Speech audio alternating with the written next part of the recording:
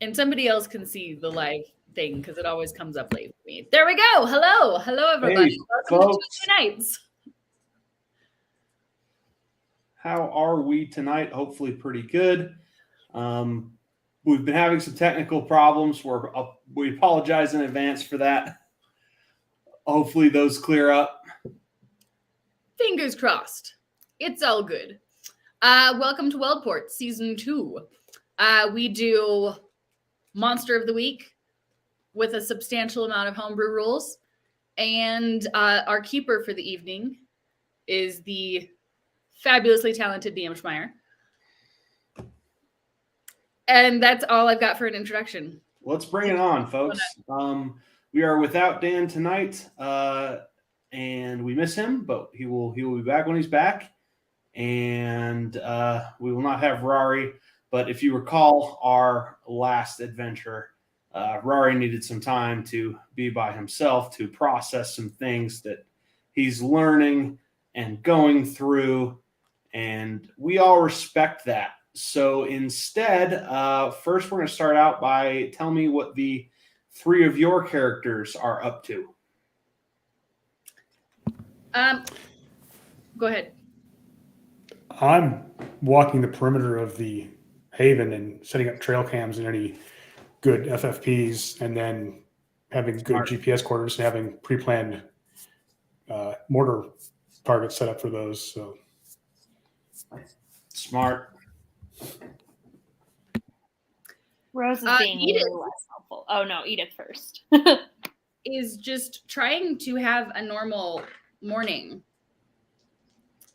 reading in the enchanted library where they have their magical librarian, you know. Oh no, I lost my dice. I would like to use my premonition power. Well, Chloe would like to use the premonition power. Edith is going to be annoyed if I get the actual roll for this. Oh no, and now I've lost Dylan. Can you see me? Now I've lost everybody. Hello? You can still see her. Happening to me too. I can still see all you guys. This is hilarious. I can see everybody. I can hear you all. Can anyone in the chat tell us if we're disappearing on other ends? Miss us, let us know. We'll try to fix it. Yeah, so did you catch that? Yeah, I caught all of it. Like to subject Edith to a premonition potentially. So can you hear me? So I can just awesome. Well, this is going great. Go ahead and tell me what you rolled. So that's an 8, which means I get a clouded images of something bad that is yet to happen. And I get to mark experience if I stop it. Yeah, okay. You see a guy that you don't recognize and he's dead. Cool. Now Edith has a headache. I was like, good premonition. All right. What do we have Rose up to? Rose is trying to also have a normal morning, but I think that looks different between Edith and Rose. She's like doing some self-care. She's like painting her nails and trying to just have like a normal morning with like a tea and a donut. Does Rose still go to class? Occasionally. She's very stressed out. She's just like, no. It's a thing that happens. I'm a writer. I can do that anywhere. It's a thing that happens when it happens. All right. Well, as this is going on, and you guys are just doing what you're doing, a car that you do not recognize pulls up your driveway. It's an all black, sort of long 4-door luxury Cadillac, and it approaches, stops, and a frocked gentleman of an absolutely statuesque appearance, tall, chiseled, movie star handsome, gets out of the vehicle, and I would imagine Michael would probably have eyes on this. Yeah, I was going to say, Edith is up in the library and Rose is apparently in her room. So also, did Elle freeze for everybody but me? Oh no, now she's gone. Yep. Well, Okay. this is happening. Pop her I'll back call in. Edith. Oop. Yep. Hey, What? Edith, somebody just pulled up in a car, the big black Cadillac in the front Do of they the have house. pizza? What's that? Do they have pizza? I doubt it. I'm on my way back to the house. I'll meet you there in like 5 minutes. Okay. So Edith will go down to the door and I guess answer it. Hello there. I can tell just by looking at you that I have the right address. Edith, right? Why? Well, I work for the Catholic Church, and we have it in our roles to come talk to you and your friends if we have any particular issues. Cool. Yes. Come in to my magic and haunted mansion. I will do so. Magic and haunted. I appear to have come to the right place. Do you believe in hauntings? You have to believe in hauntings. Isn't that part of your job? Oh, I've seen a great many of them. As long as yours isn't threatening you with bodily or spiritual harm, I tend to think of them more as spectral roommates. They can often be very beneficial. How very ecumenical of you. I'm probably using that word wrong. A little bit, but it's all right. I appreciate the compliment. Edith, I would imagine Edith had like banged on Rose's door and Mike is coming back. So Yeah, I'll wait for Mr. Connor. It's nice to meet you. Rose, right? Mm-hmm. And he's you from the are? church. He's from the church. They have a That's- job for us. Okay. Well, nice to meet you. It's a job and more of a favor, but it's nice to meet you as well. All of our favors start as jobs, or all of our jobs start as favors. So I've heard. Is Michael Connor around? Right at the door. Father, Hey, Mr. Connor, it's nice to meet you. do I Father recognize this Lewis. person? You would have seen, the face, but you've never met. He's sort of a very prominent spook. Okay. He gets his nose into this sort of messy stuff. It's nice to meet you. I'm Father Lewis, but you can call me, Jeff. Thank you, Jeff. I've seen you around before, so never really got to make your acquaintance. Yeah, we solve the same sort of problems. My problems don't come in metal jackets, but the outcome's what matters, right? Absolutely. I have a problem and an opportunity wrapped in one that I feel might be right up your alley, especially if what I've heard about your companions over there is accurate. Oh, what have you heard? Well, there are rumors going around that they are possible students in the black arts. Okay. That's aggressive and also offensive. I wouldn't say like black arch, just magic adjacent, like sidelines. I wouldn't worry about it. One thing you're going to get in an organization as ancient as ours is you're going to get, shall we say, more conservative believers who are afraid of things they don't understand. I am not one of those. The universe is large. The largeness of the universe does nothing to shrink our understanding of and our relationship with God. And I see no reason to fear your abilities or what you study, so long as you do not open yourself up to demonic influences and use it to hurt people. They Okay. are associate members of the Order of St. George. So, Well, you know that we don't have a perfect track record with members and not falling prey to dark influences, although I suppose good enough.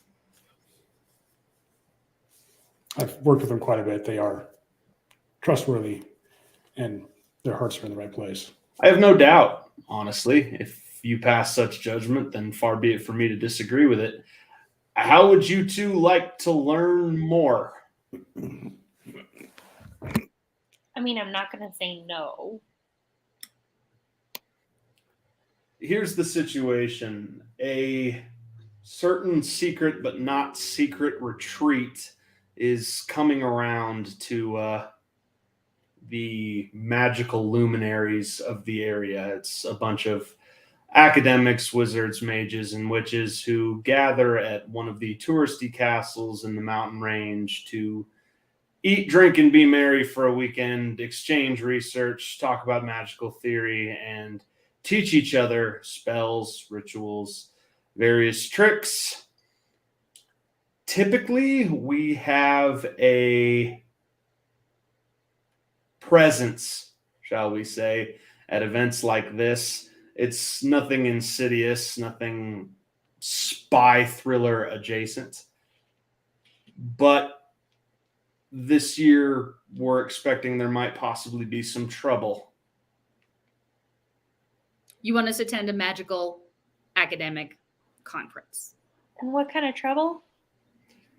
Well, there's a particular piece of research that rumor has it, and the sources I've got for my rumors are always very, very good in these circles.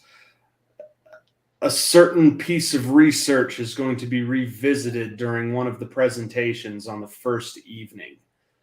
I think your collective here is very familiar with the original researcher and primary author of this particular piece.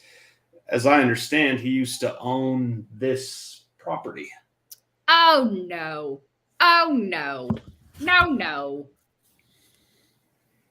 To what extent are any of you familiar with the career of Jason Grayson before he went apocalyptically mad? Was there a before? Is that a thing that you get a before from? We've spoken with his brother, and he's told us a little bit, but we were more concerned with what he was doing to end the universe. Understandable. A fair priority that. He had a brief career as a legitimate arcanist. Don't get me wrong, very brief. But in that time, he set the magical world on fire with his theories, his breakthroughs, his research.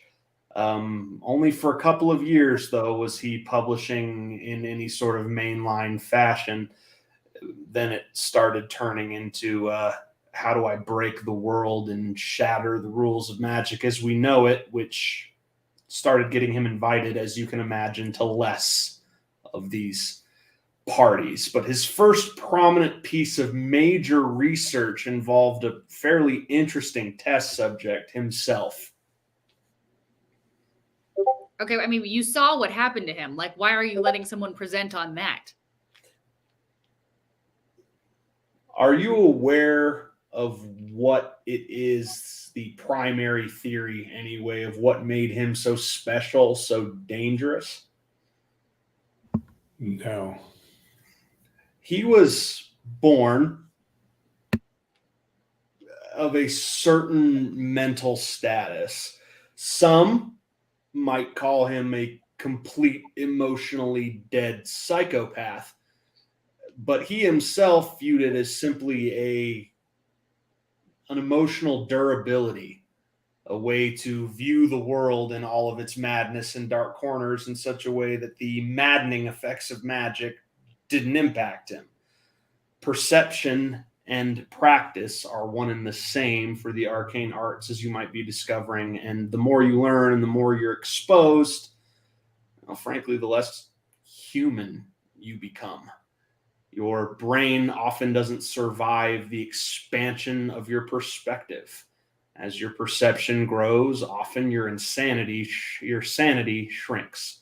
That never happened to Jason Grayson. I feel like that's highly debatable. Well, eventually, I think it is. But he studied himself early. He subjected himself to all manner of forbidden and taboo things that we have historical record, led many a practitioner to gibbering or murderous homicidal madness. And he researched his response to learning these spells, to studying these texts, to experiencing these expansions of perspective. And he published that research, and it set the magical academic community on fire. The thought that there was some sort of genetic predisposition to natural ability like his made a whole lot of blue bloods very, very thirsty to reverse engineer it. But so the people who are interested in his research are basically magical Nazis. Magical Nazis is probably overstating it, although I would imagine there are plenty of genocidal supremacists among their number. And you invited them to this academic conference that you like to attend? Just like casually, like, hey. I didn't invite anybody. I don't run it. Okay. They're just researchers. You have to understand that just as Jason Grayson bursts on the scene with his own theories about a possible, genetic condition with his psychology that instead of being psychosis merely made him an incredibly naturally talented practitioner, everyone was waiting for him to further explore that. He didn't. It never got reverse engineered. He went on to more esoteric and unmentionable activities, eventually exposed himself as a monstrous individual, and you know the rest.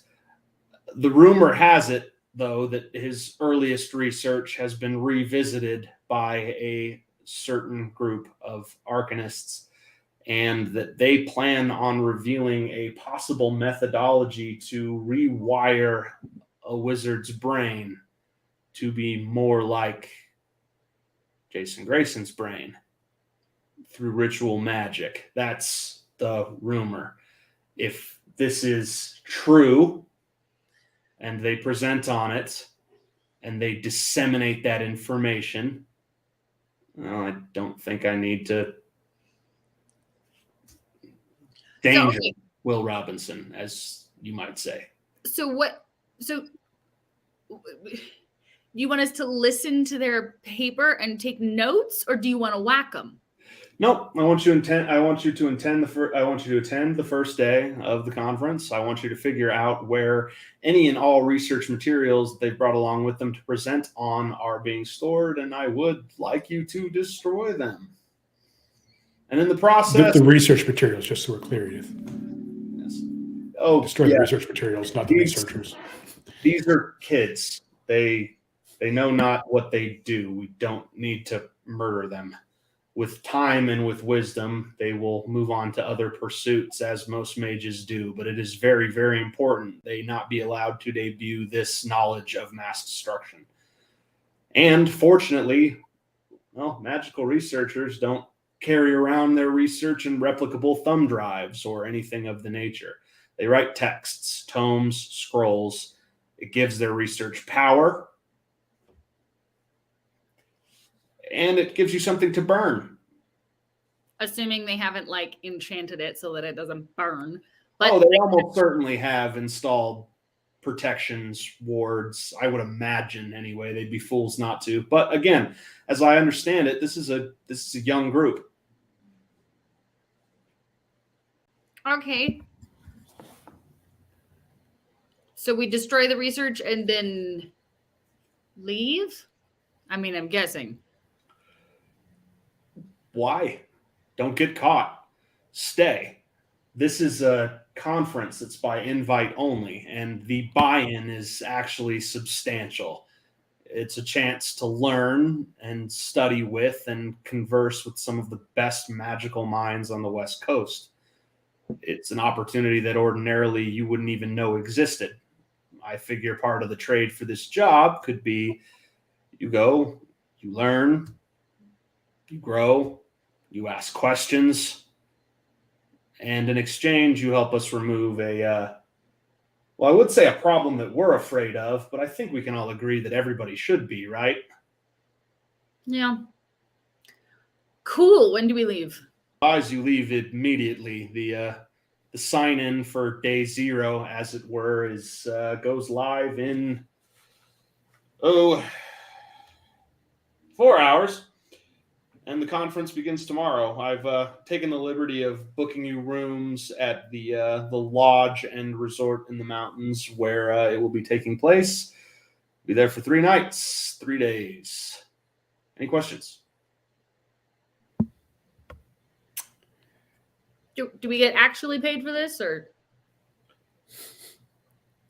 Oh, I suppose I could maybe engineer some sort of expense to Michael's business. That's kind of how you handle these things in standard fashion, correct?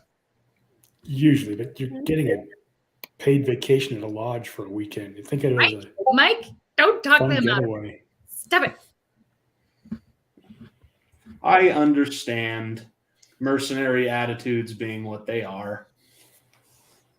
I mean, have you seen real estate these days? That's a good point. I will do what I can to see that you are compensated at least to some minimal degree. Thank you. And maybe do it to a medium degree instead of a minimal degree, because He said at least. If I had control and access to financial requests and their approval therein, I would not be doing magical research duty on the West Coast. I would be doing magical research duty in Honolulu, which is a post, and it's not one that I got. Well, if I didn't actually ask for everybody to pay us, we wouldn't be making any money. What a fantastic entrepreneur you are.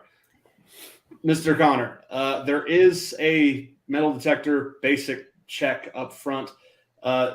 Find the line run by the large, heavy-set, Irish-looking gentleman, George. He's a friend.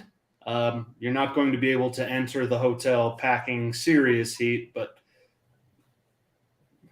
a handgun or two he is under instructions to let slip. Thank you. That'll be helpful. Yeah, I figure. I would make a request here. This cannot devolve into bloodshed. And if you go loud and people die, and some of the attendees of a conference like this believe that, well, territorial magical warfare has just broken out in neutral ground, well, things might devolve into a literal actual mage shootout, and that serves nobody and will almost certainly result in additional deaths. Does that make sense? Absolutely. At minimum, that hotel would burn to the ground. Does the hotel know of the nature of this, or their manager does? I doubt much staff does. All right. Is the manager connected in any way, or is just a manager of a hotel that? As I recall, he dabbled in college, but went into the one of his double majors that actually made money, the hotel restaurant management end of things. All right. He must be very successful if that is the end of his degree that made money. Management of a 5-star hotel in a desirable remote location can be quite lucrative. I'm certain his salary is in the mid-6 figures. Especially if his magical talents were. If he didn't have natural talent, he might not have been able to do much with that. Truth. Anyway. I find that to be my biggest obstacle. Oh. No, yeah. When I look too hard, I do more than go cross-eyed. I start hearing voices and having nightmares. It means I have to slow the pace of my own education to a crawl. I'm never going to be particularly powerful or particularly adept, so I settle for being knowledgeable and for helping my home, my organization, my church in understanding these nuances to the corners of our universe so that they don't need to be afraid of them. Well, if you ever figure out a way to get those voices to just calm down, you let me know. Oh, That's it. well, I'll respond to this with some completely hypothetical and totally random advice. Don't delve through the veil too quickly, and don't delve too deep before you're ready, because all that's waiting there for you is things that will bend your brain. And you'll wake up one morning realizing that where you didn't have eyes to see, you now have too many. I'm sorry, were you directing that at me? No, just saying. Anyway. Because, Rose, did you just hear what he said? I heard perfectly well. Okay, I'm not doing anything except just reading a little bit. Just like a little bit. You're a grown woman, ma'am, and are able to make your own decisions. Okay. No, we're not going to argue that point. I am a grown woman, and we're not. Neither of you get to have class about that. Okay, neither of you. I'm looking at you, Mike. I heard that. You can make your own decisions, is my point. Just be safe. Cool. Thank you. Let's go get packed. I'd also like to do some research on the manager, see what we can find out about him. Sure. Go ahead and roll to investigate a mystery. Alrighty. Oh, yeah. I don't have my dice. I'm using my phone. Oh, speaking of which, I'm going to rescue my dice. I'll be back. Dice liberation. So that's a 12. Yeah. So the manager's name is Max Templeton.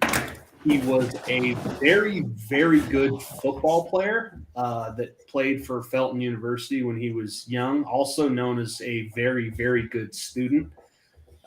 He had a couple of really, really high-end seasons for the Felton football team his junior and senior year, but he did not get drafted to the NFL and was unable to find an invite to an NFL camp.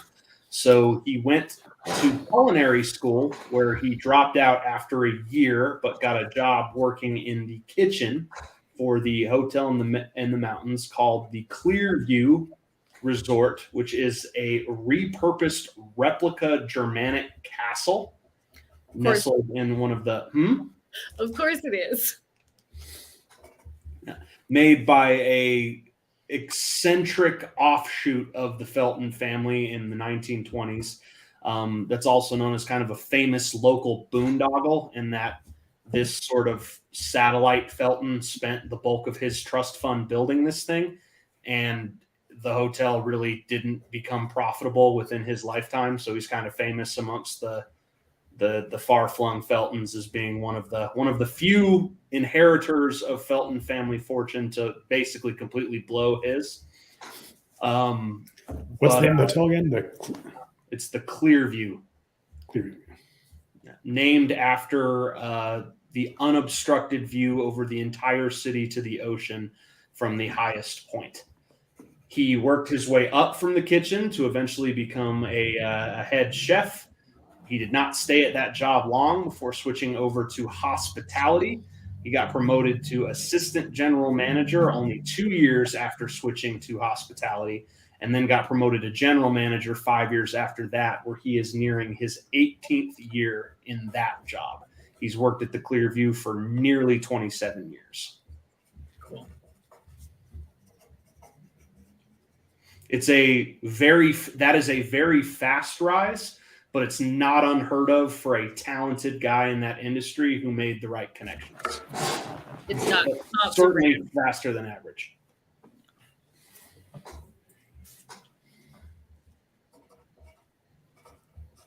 And is this the hotel where they ordinarily hold this? It's like every year here. From what you can tell, the organization, what you are imagining they're using as cover for this retreat is Wealdport Metaphysical, a sort of spiritual healing retreat and conference where people discuss literature and research therein. So sort of putting a legitimate but also mundane front on it all. Yep. And they have held it here for the last 4 years, but this has been being held for nearly a century. Yeah. Do I find anything embarrassing about the manager? Other than the fact that there was some controversy that the university hushed up that got him suspended his sophomore season from the football team, he's pretty squeaky clean.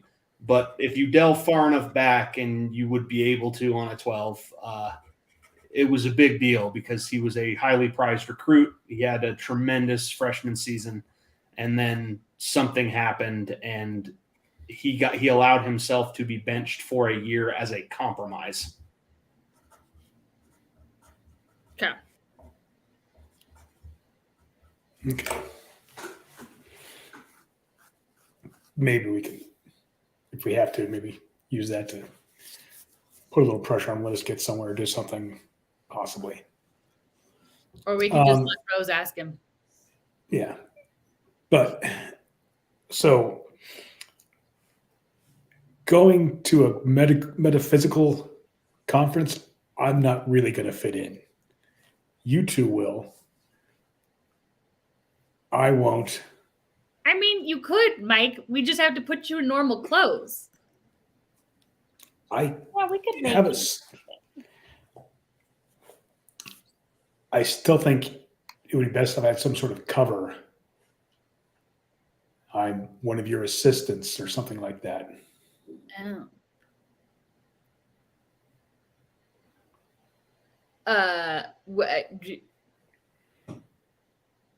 I kind of love the reverse optics of that. Our assistant? Assistant / tough. I'm sure there are other.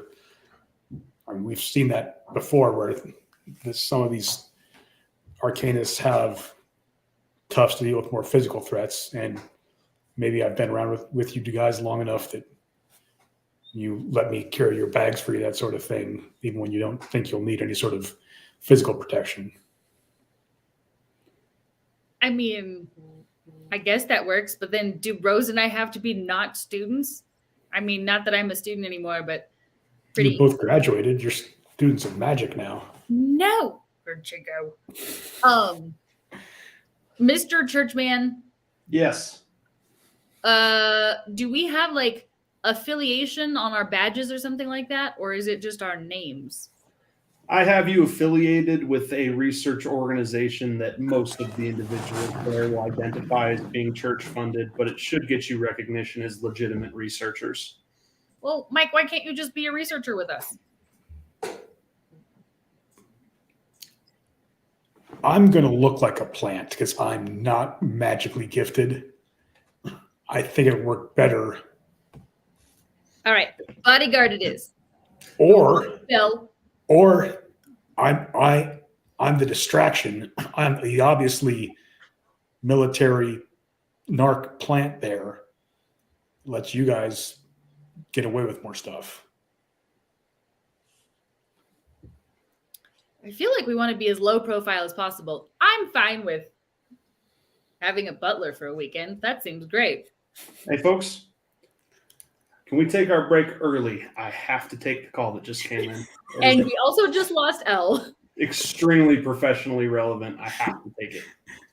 Cool. Yes. We will be back in 10 minutes. Yeah, 10 or so. I'll make it quick. Okay. I'm going to go ahead and I'm going to close everybody's screens for a second. And I think I have we'll be back. We'll be right back. It also gives us some time to work on our tech issues a little bit. All right. Sorry, guys. We'll be right back.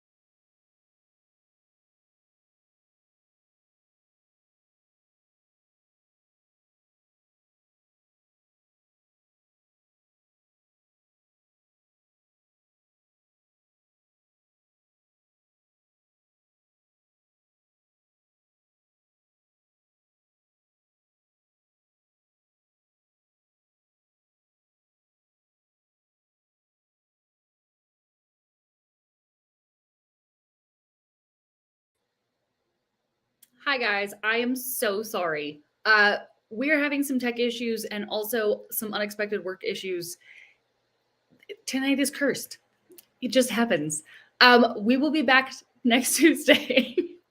We now have like 3 of these stories planned for you guys. Tech will work, schedules will work. We appreciate you. We love you. We will be back. I'm gonna pop if I can catch them on. I'm gonna pop them on. We will wave goodbye, and then we'll see you guys next week. So sorry. Before we go, yeah, just super quick before we go. Brilliant, sweet. I knew there was a reason why I was signing off. Cool. No, you're good. You're good. So I'm so sorry that the episode's not going to happen quite right tonight. Technology has not been our friend. But we did have a super cool thing to talk about at break, so I'm just going to go over it super quick. So our amazing giveaway sponsor for the season, Escape Velocity Comics, is having their biggest holiday of the year, which is Free Comic Book Day. It's super exciting. It's happening on Saturday, May 6th. At their Bijou location from 11 a.m. to 5 p.m. If you have any questions about that, you can check our social media, theirs, mine personally. It's all over the place. But we would love to see you come on down because there are so many cool things. There are free goodies, free comic books. They're having a huge sale. And I'm even having a booth. So if you've been looking for stickers, I know I've been closed for like several months. I'm open. And they're going to be super cool. I'm even premiering some new stuff that you guys wouldn't have seen before. So if you feel like it, it'd be really cool to see you. And again, that's 11 a.m. to 5 p.m. at Escape Velocity Comics in downtown Colorado Springs. If you have any questions about that, you can always message me, them, any of us. We'll figure it out and we'll help you. So that's our big one. So again, Saturday, May 6th, we would love to see you. Perfect. Yeah. Well, we will see you guys next week. We are normally here on Tuesdays, work, health, and scheduled tech issues allowing. But you can always catch tech our especially. Yeah, especially. We had a feeling when we were getting started late, we were like, is this gonna work? But anyway, you can always catch our recordings if you are just popping in. There's a whole season of adventures banked on YouTube and on our Facebook channel. And then there's a lot of episodes from the season banked on here on our Twitch channel. So hope you enjoy. We will see you guys next week. Thank you so much. We love you guys. And we'll see you later.